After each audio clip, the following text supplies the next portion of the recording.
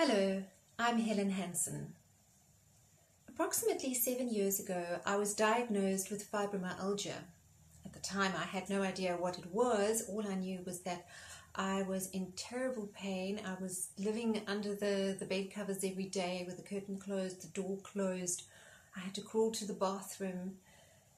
And when my little boy, who was 5 at the time, came to me and said, "Mommy, when are you going to die?" Not are you going to die, but when.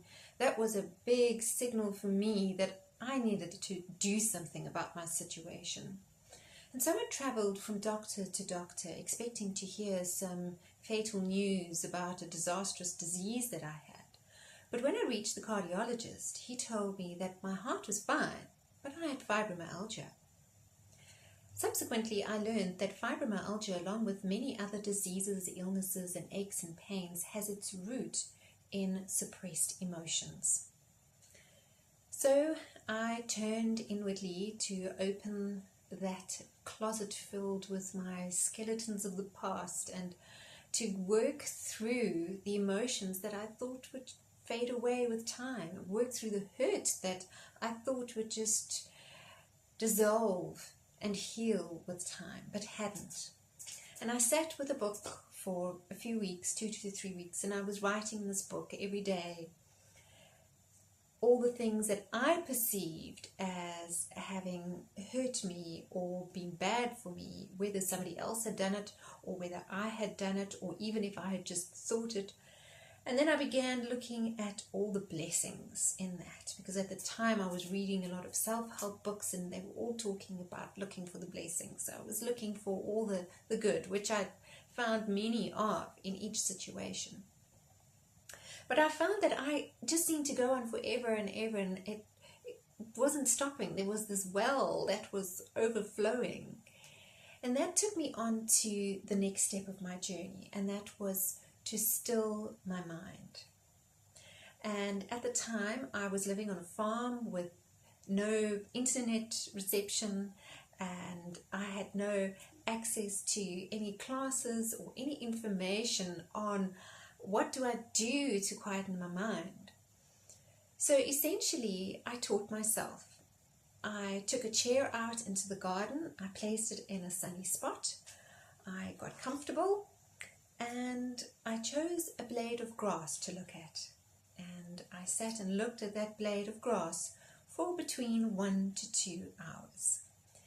And this happened every day without fail, until eventually, after a period of about 3 months, I noticed that I wasn't having to remind myself to go outside and sit and look at the grass every day. This stilling of the mind and sitting and being quiet was just coming naturally. It was becoming part of who I was. And to this day, I have not missed one day where I don't have a period of sitting still and quietening my mind. Nowadays, I spend between 20 to 30 minutes. And on occasion, I will spend 5 minutes to maybe 10 minutes. That might be once every 6 months. But generally, it's between 20 to 30 minutes.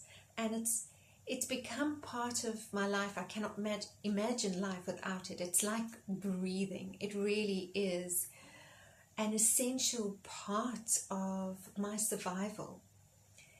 And of course, my thoughts have never ever stopped. What's happened over time is that they have moved further and further away, giving me the opportunity to be the observer and to witness what's really going on internally, which has really assisted me to make decisions and see what I need and see what needs to be done. And this has subsequently led me to creating a variety of exercises and experiences, techniques, first for myself, and then over time when I started working with clients with self-healing and mind-body techniques, I began using it with them. Currently, I am a very busy single mom. I run my own business, So you can imagine that my time is very precious to me. I really invest 20 to 30 minutes every day of stilling my mind.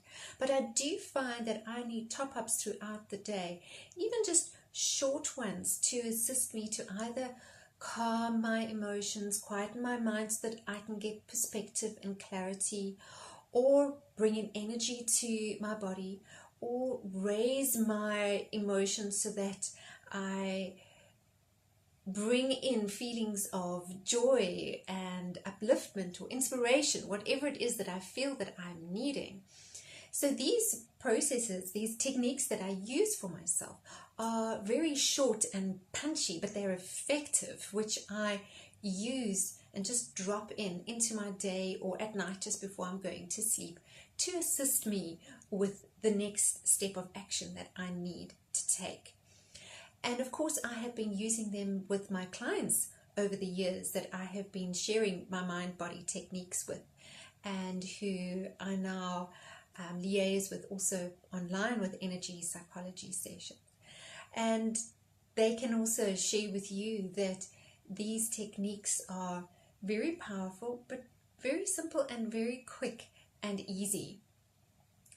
So if you feel that you need some balancing in your life of emotions, if you feel like you're becoming stuck in a rut of behavior patterns or thought patterns or emotional processes, or if you're wanting more joy in your life, you're wanting clarity of mind, you're wanting a vision for your future, then I really welcome you to join the longevity newsletter, where I send out information with the formulas that I have been using over my years of transformation with myself and with my clients. And I not only share this in writing of the newsletter form, but also video and audio format, which you can download and then listen when it suits you. Download it onto your phone and put on your earphones and listen to it for 2 minutes before you go to sleep, to ensure that you have a nice, calm, peaceful sleep, or to start your day so that you can start your day on an uplifting note and enter through that door of positivity and inspiration. If you haven't already joined the newsletter, you can find the form on my website, helenhansen.coza. And if you are part of the newsletter already, then I invite you to invite somebody else that you know could benefit from the information and the techniques shared. That's helenhansen.co.za. Thanks so much for watching and have a beautiful day.